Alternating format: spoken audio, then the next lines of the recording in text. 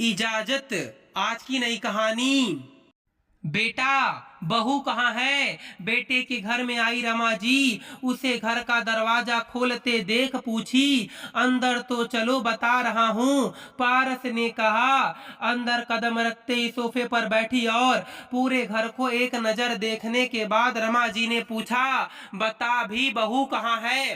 अरे माँ, उसकी माँ की तबीयत खराब थी। अब बेटी का मन करने लगा माँ से मिलने का। जाना तो मुझे भी चाहिए था, उन्हें देखने पर आपके आने का था, इसलिए मैं नहीं गया।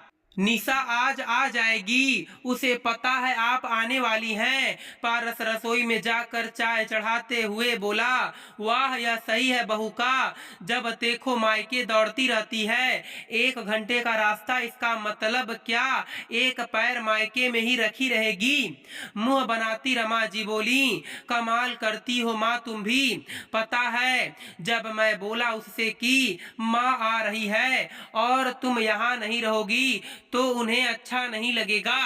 तुम मेरी पत्नी हो और तुम्हें मेरी जरूरतें समझनी होंगी। पता है तब उसने क्या कहा? मैं सिर्फ आपकी पत्नी नहीं, किसी की बेटी भी हूँ। जब माँ जी और बाबूजी को आपकी जरूरत है तब तो आप एक पल को भी नहीं सोचते, तुरंत ही रवाना हो जाते हैं। पर हम औरतें पहले आप लोगों का सोचती हैं, बाद में अपने मायके का। माँ जी के आने से पहले आ जाऊंगी, पर अभी मुझे अपनी माँ को देखने जाना है। अब आप ही बताइए माँ, मैं उसे कैसे रोक सकता था? पारस ने पूछा, बेटा, शादी के बाद हर औरत के लिए पहले पति और ससुराल होता है, बाद में मायका। हमने भी वही किया और बहू को भी वही करना चाहिए था। जब पता था मैं आने वाली हूँ तो उसे जाना नहीं चाहिए था, और गई तो भी आ जाना चाहिए था। चाय का घूंट लेती हुई गुस्से में रमा जी बोली।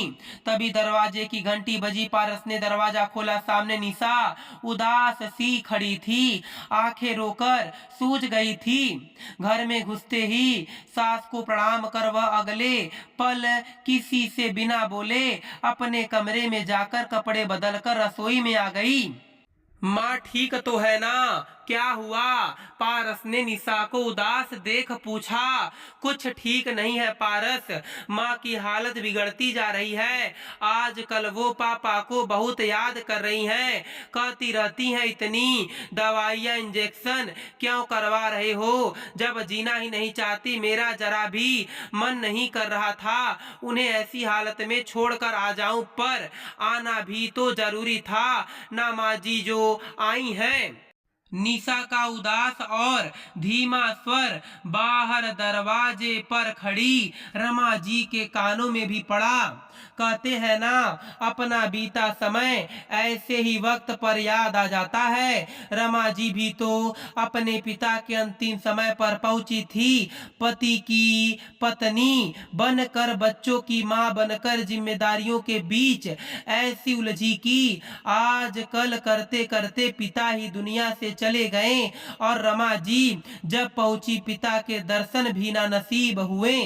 कुछ सोचते हुए रसोई में आकर सामान्य बनते हुए निशा से पूछने लगी, कैसी है समधन जी? पता नहीं कब हमें छोड़कर चली जाएं। कहते हुए निशा फफक पड़ी, बहू फिर तो तुम्हें उनके पास होना चाहिए, तुम्हें याद रखना चाहिए, पहले तुम किसी की बेटी हो फिर पत्नी। हम औरतें सच में शादी के बाद उसी धारा पर चलते रहते हैं। शायद मैं भी तुम्हें उसी धारा पर चलने की शिक्षा देती, पर आज याद आ गया मेरे पिता मेरा इंतजार करते करते चले गए।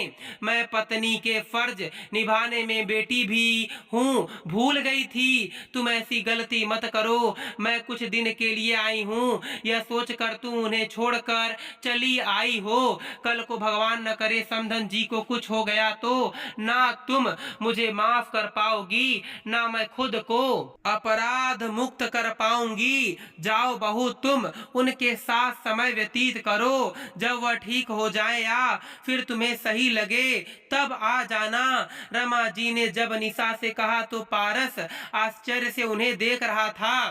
निशा जल्दी से खाना बनाकर निकल गई। रमा जी ने उसकी मदद भी कर दी। माँ, आप पहले तो कितना कुछ कह रही थी, फिर अचानक से निशा को जाने कैसे दिया? निशा के जाने के बाद पारस ने रमा जी से पूछा।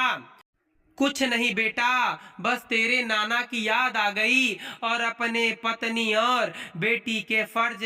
पुरानी यादों ने जख्म ताजा कर दिए। मैं समझ गई, अब बहू को बेटी की जिम्मेदारी निभाने दो। पत्नी की जिम्मेदारी तो वो मरते दम तक निभा ही लेती है। रमा जी एक लंबी सांस भरते हुए बोली। पारस माँ के फैसले से खुश था, बस मलाल था तो इतना कि वह सास को देखने नहीं जा सका। जैसे जरूरत पड़ने पर निशा उसका साथ निभाने से पीछे नहीं हटती। 2 दिन बाद ही निशा की माँ दुनिया से चली गई। सब काम करने के बाद उदास निशा अब अपने घर आई, सबको पकड़कर खूब रोई। बोली, माँ जी आपने मुझे समझा और माँ के पास भेज दिया, नहीं तो शायद मैं कभी भी फिर माँ को नहीं देख पाती। रमा जी बहू को बस इतना ही बोली। कभी कभी पुरानी बातें याद आ जाएं तो रिश्ते बिगड़ने से पहले सुधार लिए जाते हैं। बस मुझे अपना समय याद आ गया, इसलिए मैंने तुझे भेज दिया। दोस्त, मैं उम्मीद करता हूँ आपको यह कहानी पसंद आई होगी। फिर मिलेंगे आपसे अगली कहानी में। आप सभी का धन्यवाद।